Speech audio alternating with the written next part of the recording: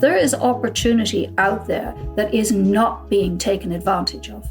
There really is. What comes across my desk is amazing. I wish I could clone myself and bring 100 people in, but we're not there yet. We've got the best technology and we've got highly educated people. We just need to find a way to come together so that we can leverage each other, leverage the relationships. And the purpose of our platform. That's the voice of Jackie Gilna, an Irish-Canadian community builder who's spearheading the new Global Irish Nation initiative, We Are Global Irish. And I'm John Lee. And I'm Martin Nutty. Welcome to another episode of Irish Stew, the podcast for the Global Irish Nation. This episode is sponsored by Shantala, your all-in-one business launchpad in the United States. Committed to excellence and execution, Shantala helps enterprises enter or expand in the U.S. market through bespoke project management and strategic planning solutions. Create and realize your vision with Shantala, where they invest their passion in your future success. To learn more, go to shantala.space. Yes, .space. It's a thing. Hi, everybody. This is Mark Nutty, and you are listening to the Irish Stew podcast. I'm joined in the studio here by John Lee. John, what we got coming up?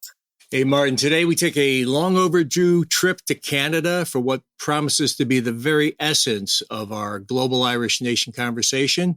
Our guest has been Irish in Dublin, Irish in Spain, the Netherlands, and now she's Irish in Canada's capital, Ottawa. And through a new venture, she's being Irish all around the world. And looking at our guest's background, I keep seeing words like entrepreneur, strategy, team building, leadership. But I think the words that resonate the most for us on Irish Stew are cultivating, nurturing, uplifting, and empowering communities. She did it for the Ireland Chamber of Commerce, for the Ireland Canada Business Council, and now for We Are Global Irish, a platform to showcase Irish innovation and connect Irish businesses and organizations across the globe. She founded this organization last fall. We look forward to learning more about it as we welcome to Irish Stew, Jackie Gilna. Welcome, Jackie. Hi, thank you very much for the invitation. And what an introduction. There's a lot to live up to in our conversation. You summarized my life's journey in a few sentences there. It's been quite a road, as you mentioned, from Spain to the Netherlands to Canada. And from time to time back to Ireland. But most definitely, when I look back at leaving Ireland sort of the first time and heading off to Spain, I had visited there quite a lot as a child. And I went off to, as many did in my time, teach English. So off I went, fell in love with the country and came back at my parents' request. They were petrified I was going to leave and not come back. So I did the dutiful daughter and I came back. That was short-lived. I headed off to Holland, which is really where most of my adventure began. So I don't know if either of you are familiar with the Netherlands at all, but it's a beautiful country. The Dutch are very direct, very open-minded. And when I'd come home, my mum and dad would cringe because they're so direct that I had adopted this Dutch culture into my Irishism, shall we say. So I would be very direct in conversations and get chastised by my parents regularly. But it really suited me very well because they're very warm and welcoming. They're very industrious and they're very free thinking. And for me, that was just a most welcoming culture. So I had a fantastic time there. Jackie, let's just kind of open up here with see if we can get into the larger subject this way, and then draw out a little bit more about your key takeaways from your various international stops before you got to Canada and how that all fits into what you're doing now. But let me go back to a previous guest of ours, who I know you know, Kingsley Aikens. And Kingsley speaks about diaspora engagement as the only non-competitive business. But what happens when you and We Are Global Irish bring that non-competitive diaspora engagement ethos into the highly competitive global business market? How do you combine those two seemingly contrary but maybe complementary ideas? Gosh, that's an excellent question. And Kinsley is such an expert in this field. I almost hesitate to answer, but I think it is competitive. And I think what we need to do is to help each other to be more competitive. The whole purpose of a global community such as we have, I mean, there's 80 million of us, and it is competitive, but we need to help each other. So if we can encourage Irish companies or those interested in doing business with Irish companies for products or services to actually give each other sort of a kick of the can first, if you're putting a contract out to tender, well, see if there's an Irish company in your network that meets the criterion and the quality, and give them the opportunity to bid. So it can be competitive. And if we make it competitive and make it commercial, then we're all driven to deliver the best we can and help each other achieve. It's not ideology. Ultimately, it's all about profits and the money. But when we do it together, we're stronger. Excellent. Well, why don't I hand you over to a fellow Dub, Martin Nutty, and he'll figure out you're both related. Yeah, as a fellow Dub, I'm curious about your Dublin background, but I actually looked up your name on the 1901 and 1911 census. And your name turns out to be, Gilna, turns out to be almost as rare as my last name is, which I thought was interesting. But tell me a little bit about that deep background. Ooh, Dublin background?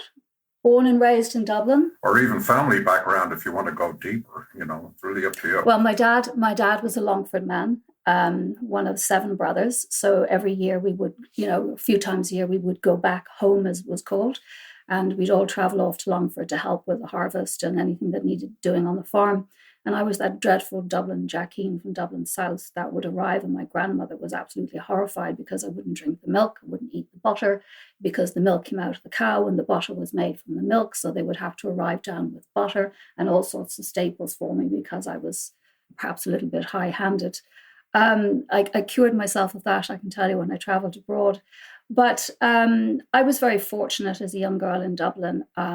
My family were very supportive. I was the youngest with 2 brothers and an older sister who I looked up to and do very much. And I had the privilege of attending Mount Anvil, which really helped shape and form me. My mum went there, my sister went there, my nieces went there. So it had a huge impact on my perspective on life and on the notion of giving. So not being a taker, but being a giver. And when we look at many of our alumni that have done so well internationally, including, of course, our most famous Mary Robinson, I'm very proud to be still part of that community. So my experience in Dublin was very much school orientated, but I did have this inkling. I always wanted to travel. So from the time I was very young, my mum and dad took me around every corner of Ireland. I had to see every corner before I was allowed leave, so I would be a good ambassador. And my very first trip was with a girls' club. I was 13, and I headed off from Dublin to Amsterdam on a cultural tour. So that's sort of when my travel started and my exit from Dublin in many ways. I was interested in what you said about your experience in the Netherlands, in the sense that you talked about how direct the Dutch are, and as a 40-year plus resident of New York, New Yorkers are probably accused of the same thing, which I suppose is not surprising because, of course, New York, too, was originally a Dutch colony and was actually established to found business. But what you seem to be alluding to was how different the two cultures were. What's your take on why Irish people are indirect? I'm assuming that's what you're saying. And is that something that needs to be fixed, adjusted, tweaked? What needs to happen there? I don't necessarily think we're indirect. We have a cultural approach to everything we do, as does every culture. And ours tends to be more storytelling, whereas the Dutch and subsequently the New Yorkers are very direct. And I would say, if I share my experience about the following, I think it perhaps will address the question. I speak to people all over the world. So the year of research and longer I did prior to launching We Are Global Irish, I spent days and nights and hours and thousands of hours speaking to people from all across the world. And they're influenced by Irish people, and they're influenced by the culture they live in. So where I was influenced by the Dutch culture as an Irish person and becoming very direct, because you needed to be that way to survive, to be understood, and to be able to progress and move forward and to integrate. So when I speak to folks from Melbourne or New York, like your good selves, it doesn't matter what corner of the world, they are influenced by where they live, layered on top of their Irish culture. So you notice the difference in how they approach business and how they approach problem solving. And it's very much driven by that blend of who we are and where we come from and where we live. And that to me is one of the most important things in understanding how to do business abroad and how to help others understand, which is not only are we culturally different, but when you go to a country like Canada, anywhere, Canada, Europe, the States, each region has its own cultural identity. And then you layer that on top of where the person comes from, ourselves, for example, the regional cultural identity, the national cultural identity, and then you see the geographic disparities. And within those geographic disparities, business is done in a different way and the expectations are different. So it's quite a learning curve. And I can remember many years ago, I had a consulting firm in Enterprise Ireland had asked me, would I help they were bringing in the first Irish tech companies to the Canadian GTech event. So my company at the time, International Enterprise Partners, we contracted with Enterprise Ireland to help those companies when they got here with their go-to-market strategies. And I had said to Enterprise Ireland, who I've worked very closely with over the years in our state agencies and continue to support them, but we really need to build a broader and deeper cultural program for Irish companies looking to go abroad. They have a good program, but it's only touched on. I think it needs to go a lot deeper so that we, when we go to other corners of the world, can be more successful because we have a greater understanding in education of how things are there. Cultural also relates to historic, so the history, language, and education system. It's a much broader experience than just the culture of doing business, because that is made up of all those other components I just mentioned. Jackie, let's stay in the Netherlands a little bit. It's interesting. I never really thought about the potential connections between Ireland and the Netherlands, but they're two small countries.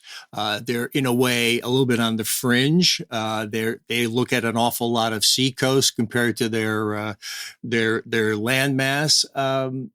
They're by necessity pretty outward looking, international, a lot of very, very savvy international business emanating from the Netherlands. Are there some interesting connections? Is the Netherlands a potential ally of Ireland in the EU? I think on certain matters, certain European policies and certain visions, most definitely. They're a very small country with a very large population, with a very, very large immigrant population that they've been dealing with long before Ireland opened its doors to many others. So I think we can learn from that about integrating those who come from abroad to Ireland. We can learn a lot from the Netherlands. From a business perspective, it is quite different, the way one approaches business. For example, when I was there, I was approached by a Canadian company that were in the offshore training business, and they were invited by Royal Dutch Shell to come and set up in the Netherlands. So they found me and approached me and asked me if I'd join the team, which I did, and then subsequently got appointed as managing director of the aviation sector by the board of directors, and then followed onto the merger and acquisition board. So with that experience, we were bringing in contractors to Royal Dutch Shell from all over the world, from the offshore areas. So again, there was that cultural difference and that cultural integration that needed to be understood in order to be able to deliver these training programs, which were quite nerve-wracking for many people, to say the least. And I think that we can learn from the Netherlands. They can learn from us. But I wouldn't say that we share as much culturally as we would with other nationalities. Yeah. I'm just wondering about your experience in the Netherlands as an Irish person. When I came to New York, I felt like I needed to put Ireland behind me and forget about it. And I didn't seek out Irish contact. I wasn't averse to it. It's just something I didn't seek out. At the time when you were in the Netherlands, was that something that you were doing, or were you just saying, hey, I'm in a new place, I'm going to forget about where I came from? Oh gosh, no, I didn't leave for economic reasons. My two Dutch Irish boys were born and raised in the Netherlands, so my circumstances were somewhat different. I went for other reasons. But to answer the question about sort of leaving behind your Irishness, I call that the BSM scenario, which is before social media. I lived in an area where there were no Irish people. First of all, very few people spoke English. So when I arrived, I had to learn to speak Dutch immediately. And as I said, before social media, there was no connection. The embassies and the diplomatic team functioned in very different ways than they do now. They were more behind closed doors.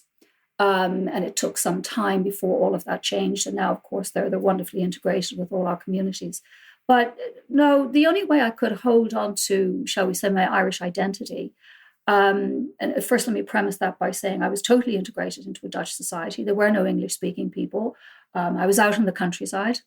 And the only association I had really was as a child. I had this dream I was going to live on a farm with a babbling brook at the end, mountains behind me, have horses in the fields, and a red setter.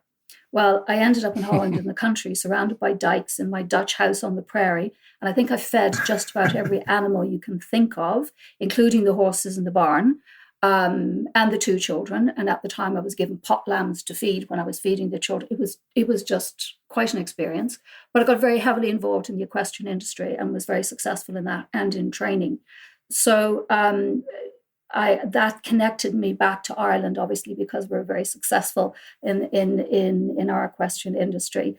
But the only way I could really make that connection for my children was to send them home, and they could travel when they were 7 years of age, unaccompanied, with a tag around their neck, and off they went to Aer Lingus.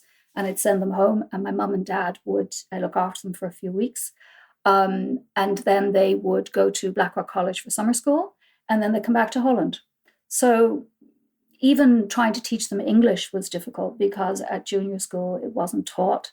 So it was an uphill battle to maintain your Irish identity and your culture and try and translate that and disseminate it to your children, because there was no St. Patrick's Day. None of those cultural identifiers were available in the Netherlands.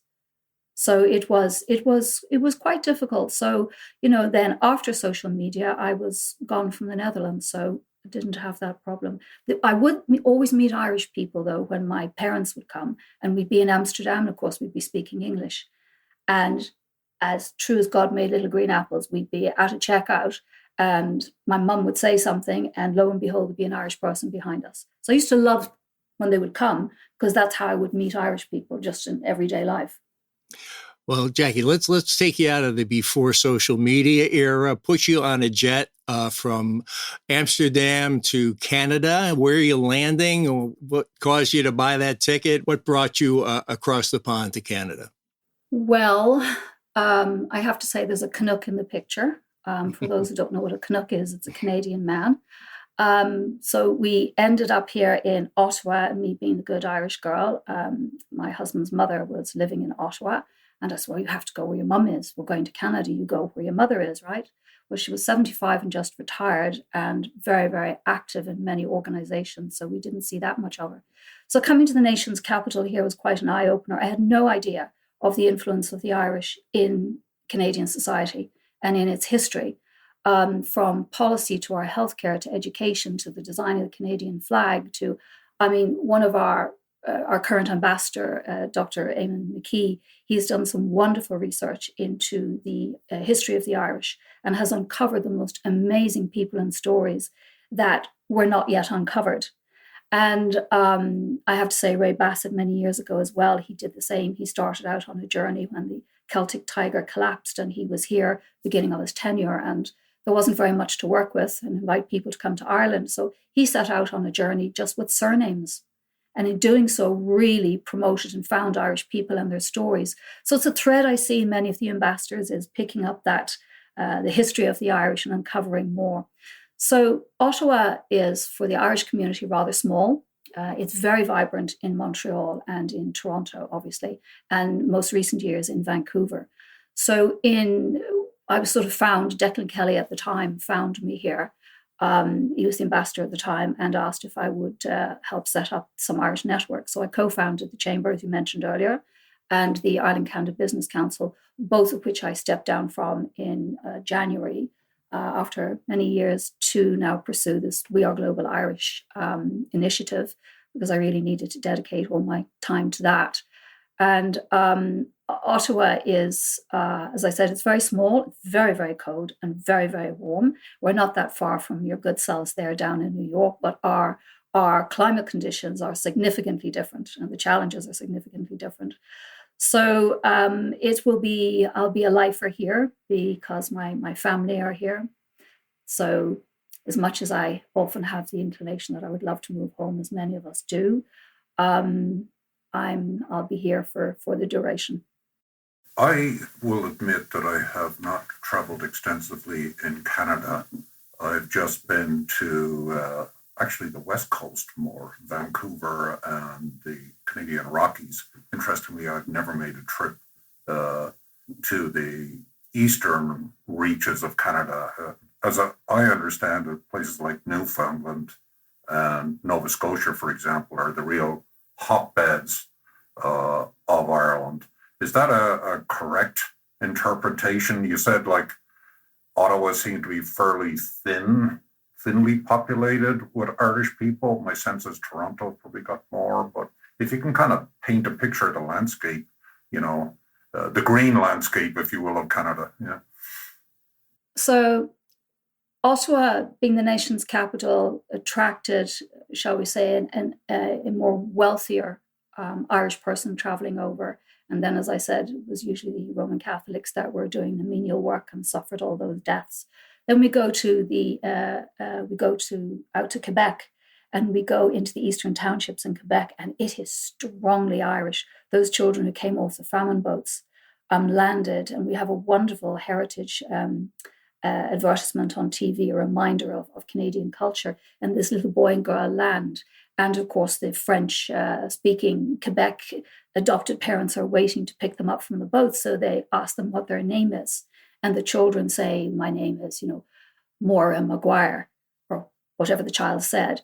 And the adoptive parents allowed those children to keep their names. So we have a huge Irish population in Quebec and the eastern townships because of that, because of the respect the French Canadians had for those Irish children where they came from. And then we move to the East Coast, Newfoundland and Nova Scotia. Nova Scotia is very Scottish. There's a very heavy Scottish influence there. You see it in the flag and everything. We're going to Newfoundland. You could be in Waterford.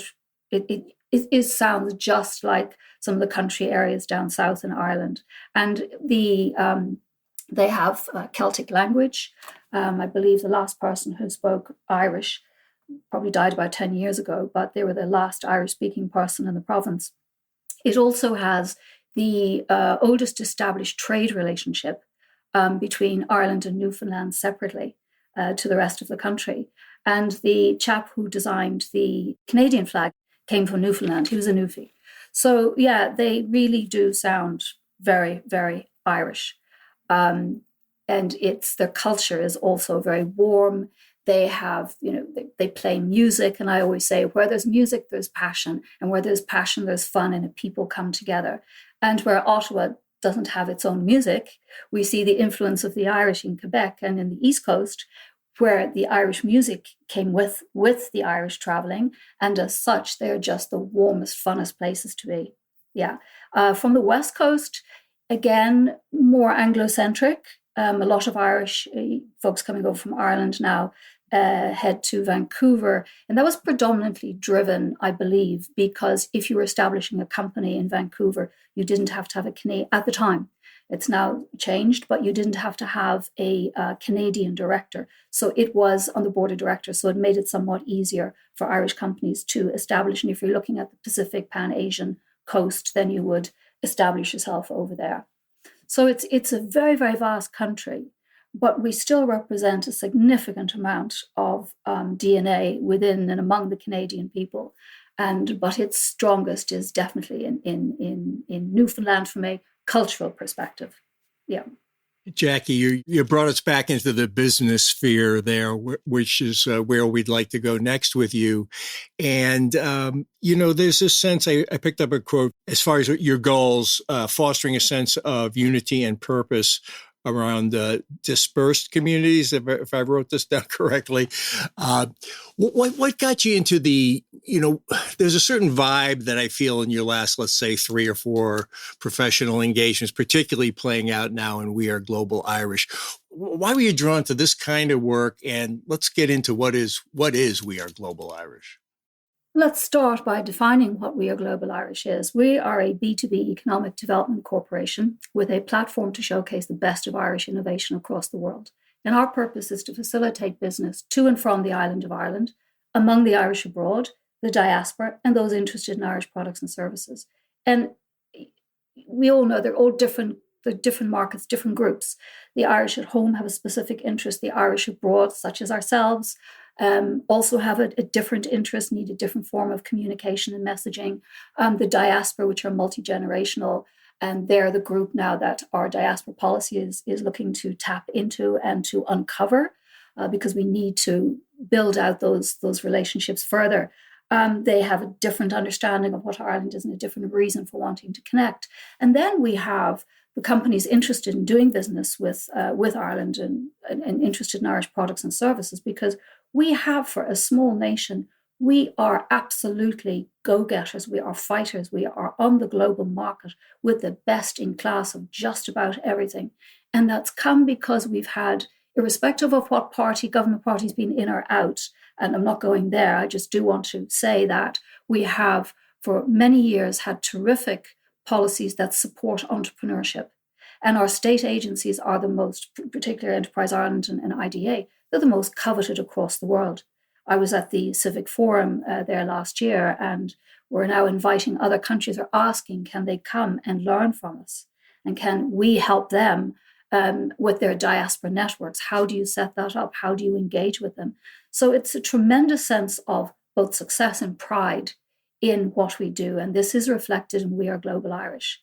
And this came from, I was at the Economic Forum, and we was during the Celtic Tiger collapse, and we were all trying to figure out, so you may recall the government invited a number of us from around the world to come in and basically said, we're politicians, we're in deep trouble. We're going to bring in the best of business people around the world and ask, can you help us out here? Give us some ideas.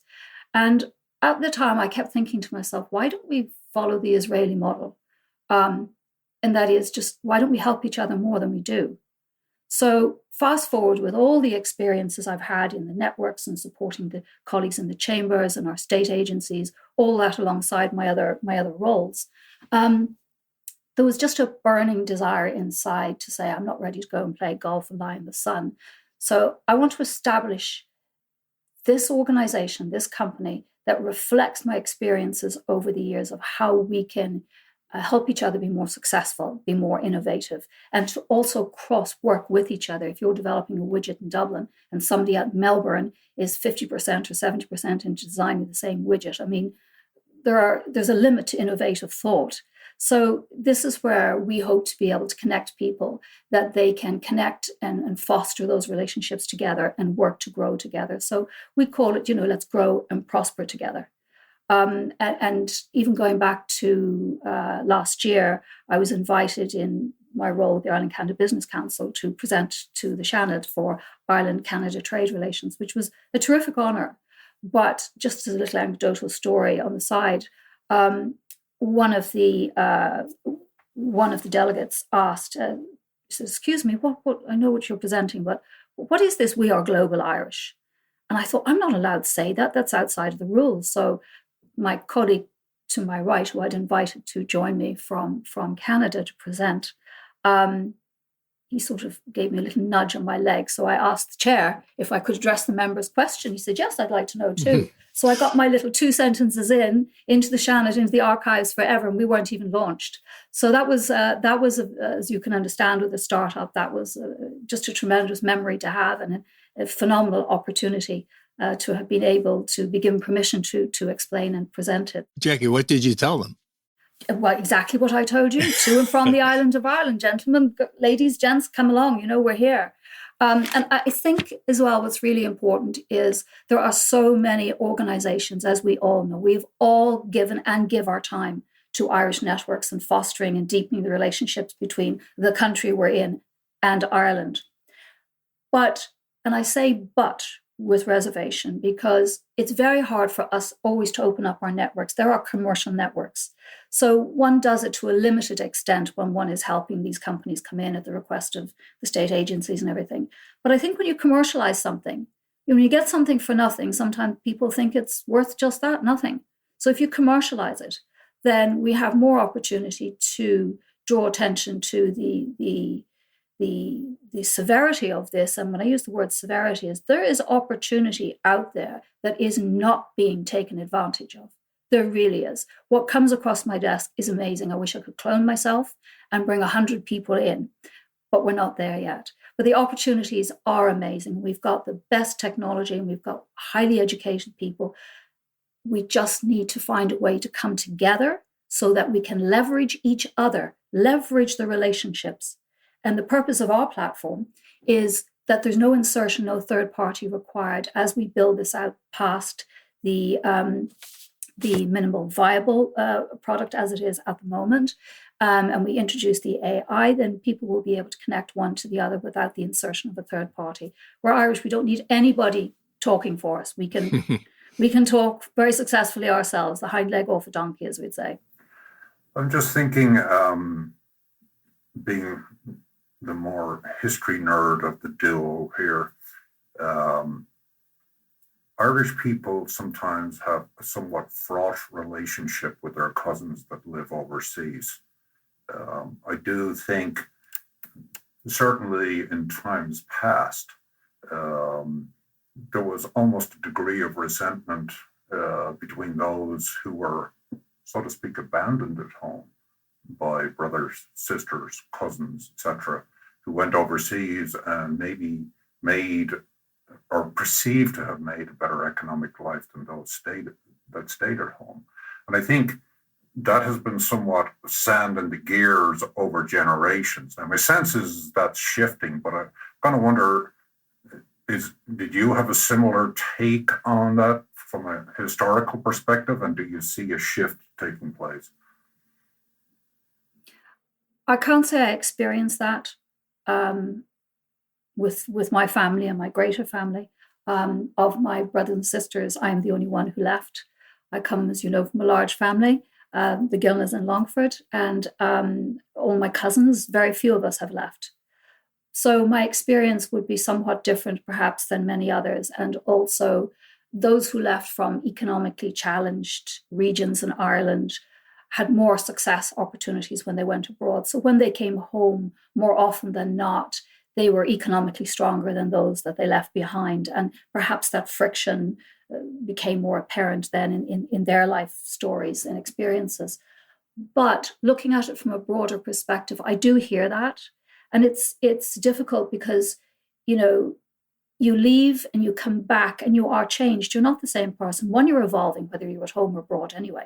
But two, going back to that cultural influence, you are influenced by where you live. So you may not behave the same way as when you left. Your expectations will be different. What you accept now as the norm in your life or your lifestyle, you're reminded that it's not the norm, perhaps, when you go home. And that can lead to sort of frictions from that perspective. But also, I think those who have the dream of returning home, I mean, many of us keep our bank accounts open and keep all avenues open because, perhaps we'll go home someday. Well, for me, Ireland will always be home. I am very aware of all the problems that those who wish to return home and have returned home are experiencing. We don't have any representation in Ireland for the Irish abroad, and simple things. I've gone through it myself. We went back to Ireland for 9 months. I had to take the children from school in the Netherlands. The school times didn't align. The publication of exam results to get into university didn't align. Insurance, healthcare, car insurance, you name it, was all there then. So I've experienced that firsthand. So when I do actually get quite a lot of people asking, can you help with this, that, or the other, when they're returning to Ireland. And they're very good avenues that organizations that people can go to for help. But ultimately, you have to do it yourself. You have to go through the process of figuring out school. Opening a bank account if you don't have one is absolutely appalling. It is the most ridiculous experience. They send you a PIN, and by the time it gets here, Canada Post would take probably 6 months, but by the time it gets here, the PIN is no longer valid. That's just a very small example. So we could, the Irish abroad, and I dare to say, I with the people I've spoken to, I can hand on heart say, we really need representation at home, somewhere in the Seanad. I'm not saying we should have influence on the day-to-day running of the company or the Dáil or anything like that, but we definitely need representation to help deal with these issues that the government have tried. For example, with the insurance industry, they have tried and they've been successful, and they will continue to address issues that we have, those of us abroad and those of us coming home. But we need independent representation, definitely. Yeah, I think there's a big fear emanating from the Irish of Ireland. And I think we're talking more about voting rights kind of stuff here, which is quite common for many other countries worldwide. I remember seeing some pictures of Brazilians voting in their recent presidential election in Dublin and lined up. Irish people obviously can't vote when they're abroad. But the fear, I believe, in the Irish of Ireland is because the diaspora is so large that it will swamp the existing political representation. So there seems to me, anytime this is raised, that there's a lot of pushback. And the question is okay, what form does the representation take, etc.? So it's really a fraught discussion.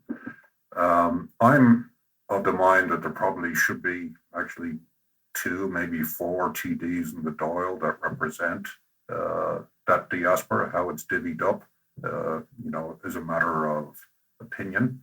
But I think lack of representation is doing a disservice to Irish people generally, because you're not binding this global diaspora into Ireland. And I don't think, in many respects, that Irish people kind of understand, maybe, people that are long-time residents understand the value of this diaspora. So any sense on how to kind of attack that, in less than 1 minute? In less than 1 minute, goodness me. So you've 5-minute question and 1 minute answer. Noted, I am on the board of voting rights in New York. Yes.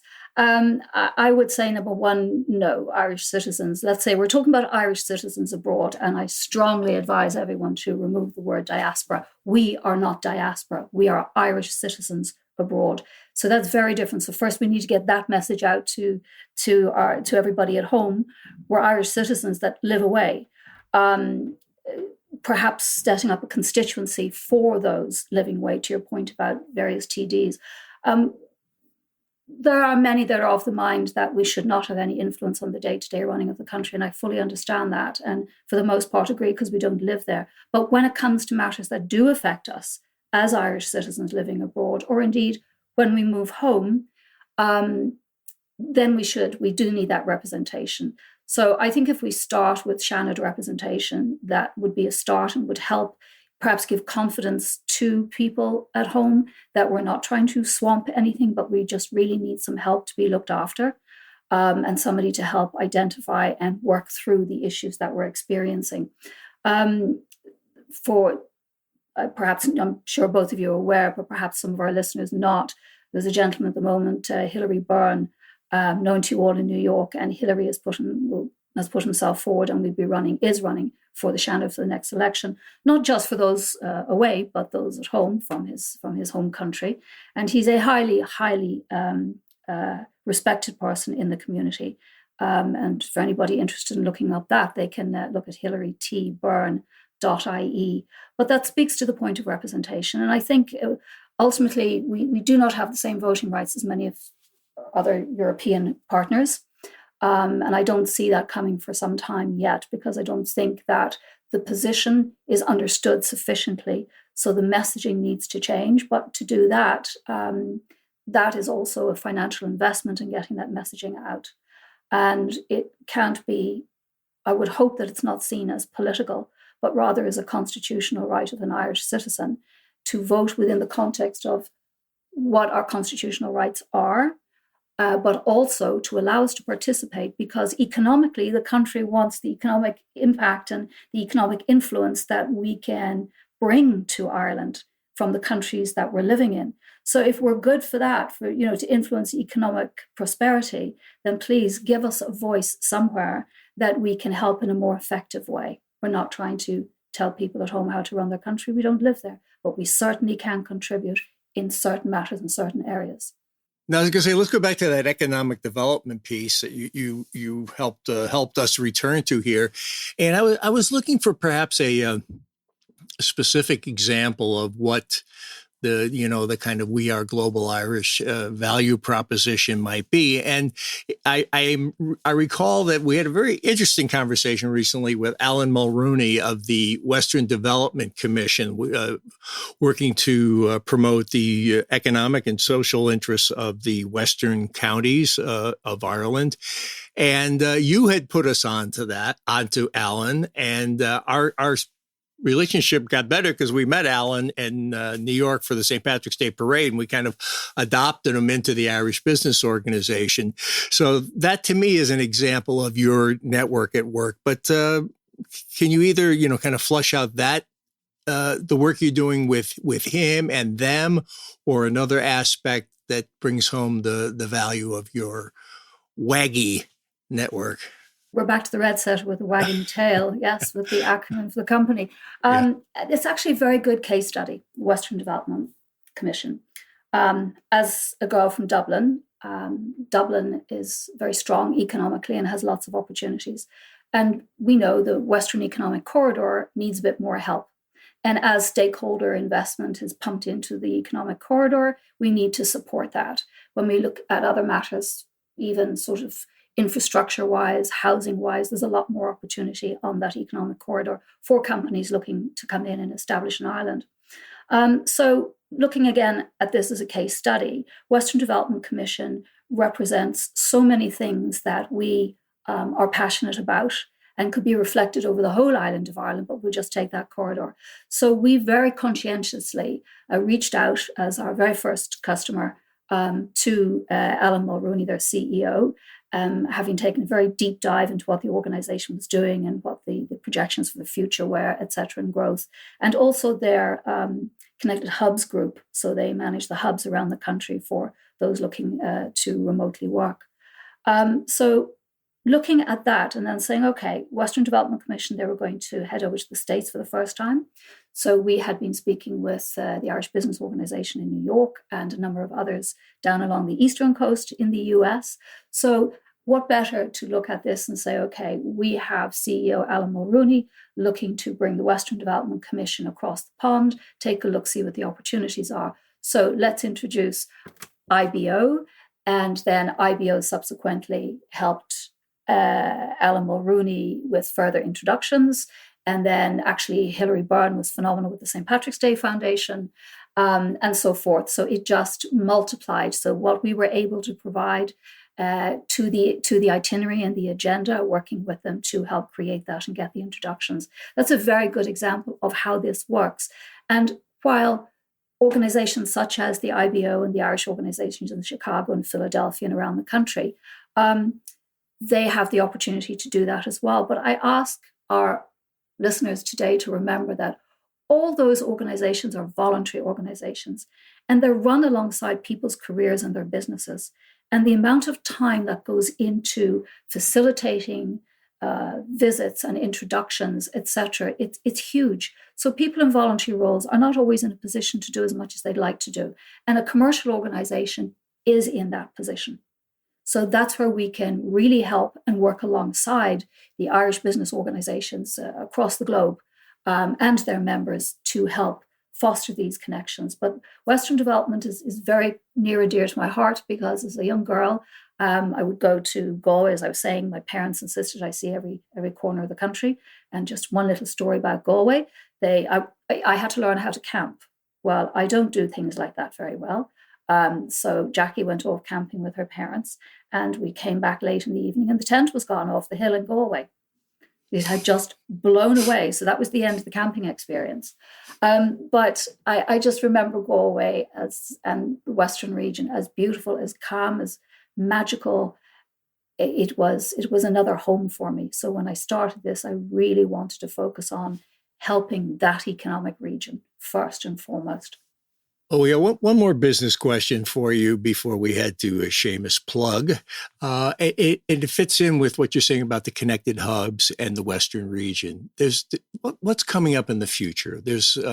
We're no longer BSM. We're whatever.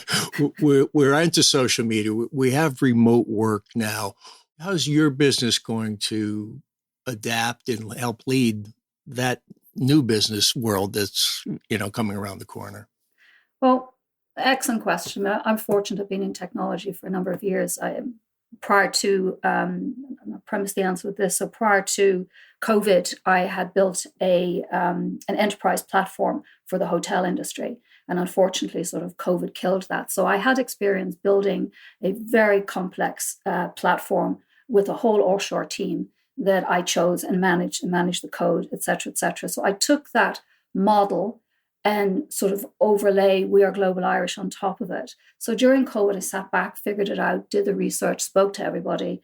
And for me, working virtually, and we have also managed service company, Satanta Solutions. So I've got all that support that a lot of other people would be constantly having to go on a tech list and wait. And I have it at fingertips. So I'm very fortunate. It's a family office and we have that. So I'm very fortunate with that. So I see Global Irish, We Are Global Irish going forward. It will be continue to be a virtual organization. In the perfect world, I would love to do an FDI back to Ireland and put the employment with boots on the ground in Ireland. That would be the perfect world. For now, until that time occurs, we will continue solely remotely.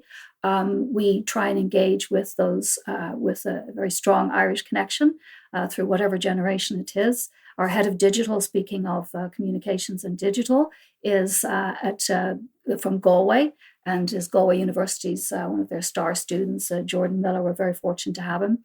And we will continue. We're at the moment expanding our brand ambassadorship. So we're actively looking for new brand ambassadors. So please, if anybody's listening is interested, do get in touch with me. It's a commercial remuneration. So nobody's going to ask you to give up your free time for nothing. And with that, I see, really, as I said, my dream would be to bring this home. That would be my dream. It also would help from a funding perspective. Obviously, there's a lot of opportunity in Ireland to get grants and funding for startups and for scaling. But for now, our family office is funding this. And we are interested in, obviously, in investors. But investors, the type of investor we're looking for are investors with networks. Money does not buy what we have as a community globally. What we need are networks, people with a passion to fly the flag from wherever they're living and to develop those economic ties and make them stronger. That's what's important here. Money doesn't buy that because that comes and goes. The passion stays. So the call is out there, and there is somebody else calling your name now, Jackie. Seamus Plug sort of requested that you tell us something that you would like to promote or advocate for. So over to you. Yes, I would. Well, first, I'm going to do that in a 3-part series very briefly. First, I would invite all the audience to go to weareglobalirish.com, hit membership and sign up, because part of our business profits go to Irish charities, and that's very important to us. With that, I would ask your audience, wherever they are, either at home in Ireland or abroad, please look at your local hospice for children. It is a very, very worthwhile cause. And those of us who are fortunate or have chosen to have children who are healthy and living and strong, have never had to go through the awful pain of parents losing children. So hospice care for those children is very important and needs to be funded. And secondly, an ongoing illness, a horrible illness that never seems to get enough funding is Alzheimer's. And my mum suffered for that for many years, and many people that I know, their parents have.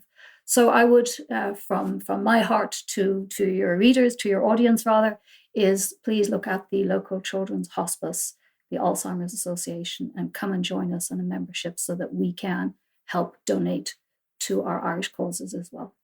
Very nicely done, Jackie. Thank you. Our goal is global Irish nation conversation, and you helped us get ever so much closer to that goal.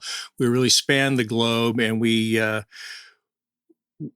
saw there's a very human factor behind this sort of business focus. There's the emphasis on the network is near and dear to our hearts here at Irish Stew. So thank you for coming down via the internet to us here in New York from Ottawa. We were very happy to include Canada. I put a pin for Canada now on the map, long overdue.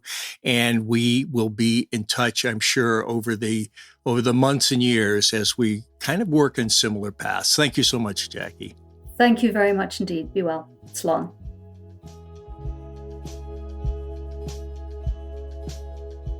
A lot of great global Irish nation energy coming from Jackie Gilna in that conversation. We've already seen the power of her We Are Global Irish Network at work. She secured for us Alan Mulrooney, the Western Development Commission, as an excellent guest. And I'll go back to a couple of words I underscored during the episode as I looked at her resume. Cultivating, nurturing, uplifting, and empowering communities. And she's doing that right now with We Are Global Irish. Yeah, there are a lot of different things you could take away from that conversation, but I'm just going to target one, John. Specifically, the importance of being aware of the context within which you're operating. So Jackie talked about earlier in her career where she lived in the Netherlands and how direct people were in their communication there. And that, of course, may be difficult for an Irish person. As somebody that grew up in Ireland, I wrestle with the same thing sometimes, even after 40 years in New York, because New York, of course, is also very direct. And then when you shift back to Ireland, you have to put on a different hat and realize that maybe that absolute directness or forthrightness is maybe not the best way to approach things. So always, when traveling, being aware of context is hugely important. So that's my takeaway. And it was also great that we finally got up to Canada. Obviously, a missing chapter of the Irish diaspora story for us so far. Largely, we haven't gone that way. So great to get our initial story from Canada, and I'm sure we'll be back for more. Irish Stew is produced by John Lee, Martin Nutty, and Bill Schultz. Editing, mixing, and mastering by Bill Schultz. Music on Irish Stew was composed and performed by Rosa Nutty, with Donald Bowens on drums, Cathal O'Riordan on bass and synthesizer. For more on Rosa Nutty's music, please visit rosanutty.com.